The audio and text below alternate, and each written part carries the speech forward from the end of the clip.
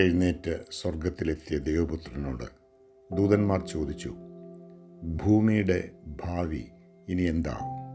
നീ മടങ്ങിപ്പോന്നില്ലേ? എൻ്റെ വേല തുടരാൻ ഒരു പിടി മനുഷ്യരെ ഞാൻ ആക്കി വച്ചിട്ടുണ്ട്. അവരെ ഞാൻ വിശ്വസിക്കുന്നു. ക്രിസ്തു പറഞ്ഞു.